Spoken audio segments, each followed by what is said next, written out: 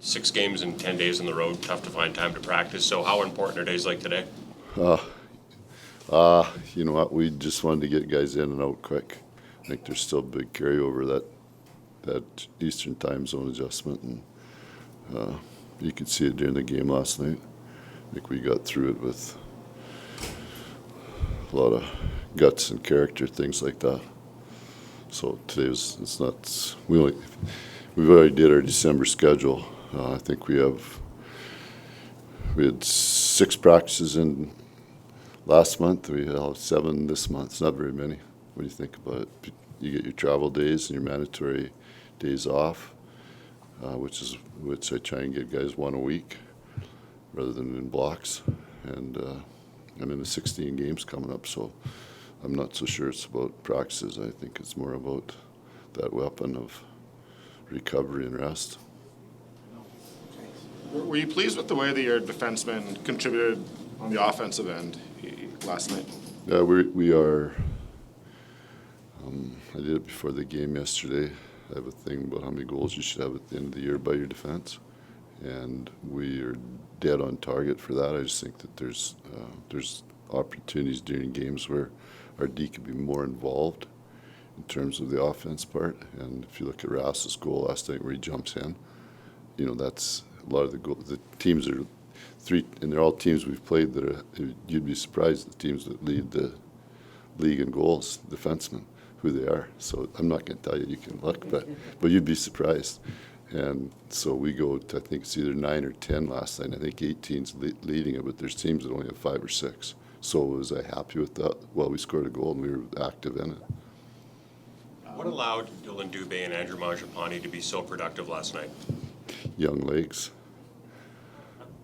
Remember, you guys asked about this, or somebody asked about it, about there's games where Naz is coming off, you know, a long season last year and a long trip and heavy minutes, so it's the style of the game. There's nights where those guys got to say, okay, we got you. And they did. Sean Monahan seems to be back full health this year, and he seems to be feeling great. Did you know he had what he's showing thus far, that he still had that in him? You know what? I'm going to tell you this about Monty, and the guys that were here that always asked about Sean. You know, Sean did everything you asked him to. Like if you could have, if Sean had been on one of those guys that was on a long-term thing, that's a captain, right?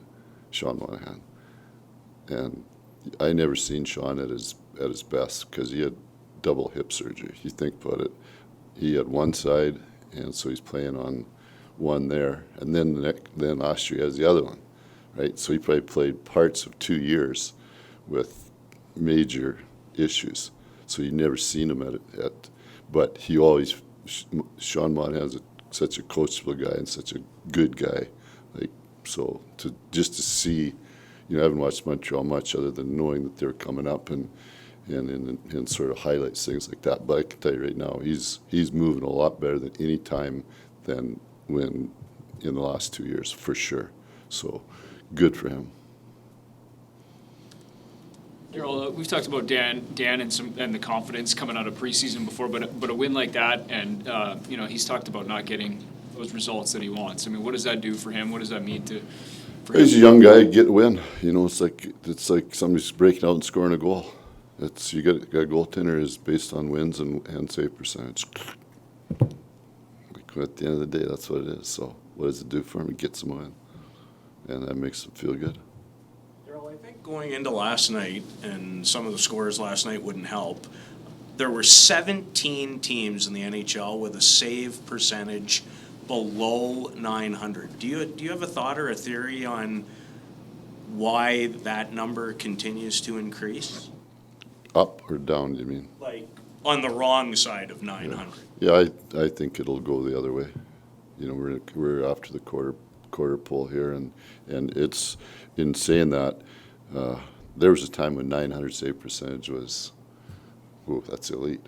Right? If you're 900, that's pretty good.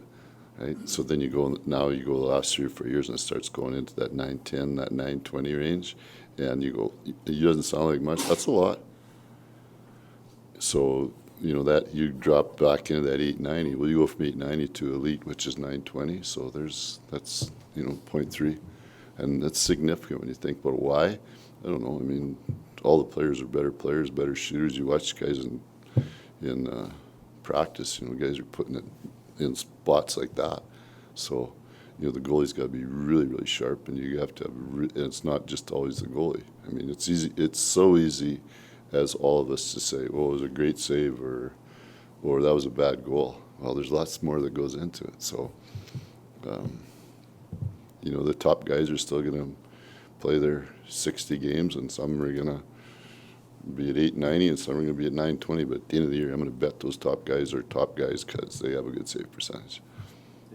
Did you catch highlights from the 17-goal game last night? No, I was just talking to the players about that. I wonder how the coaches feel this morning. I went home and I was doing my homework on our game, and it was 8-6. And then Chris was sitting there with me. He goes, "Dad, the Kings are losing 8-6." Then he goes, "It's 8-7." And he goes, "It's 8-8." I said, "Chris, that can't be right. That's got to be the Rams or something, right?" 9-8. You probably. It's the old days, the 80s. Yeah. That's why the leads, all this, you're seeing it. These 2, 3, you know, you're seeing it a lot more, and that maybe ties into your question somehow, right? So. Well, I know one other coach said to me recently, he just said, even on teams' bottom sixes, now there's guys out there with 4 or 5 goals. You know, you think about Brad, who's got 5 already. Yeah. In years gone by, that might be a great full season for a guy on that line. But you also take consideration that, you know, a guy like Brett, what did he do last night? Guys weren't getting shots. He just threw it at the net. So that's not a save. He just threw it there. You don't know if it's in or not, but it went in. Darryl, if I could come back on Sean Monahan for a second. There's a transition to youth in Montreal with Suzuki and Cole Caulfield. As a coach, the contribution of a veteran like that in a transition phase of a team going in a rebuild or a retool, whatever you want to call it, how important is it for a coach to have a guy like that in your lineup? Well, first off, there's 3 things that are really important, and whether it's age or change or first-year guy, number 1, good person. Number 2, good teammate. Number 3, good competitor. So check, check, check.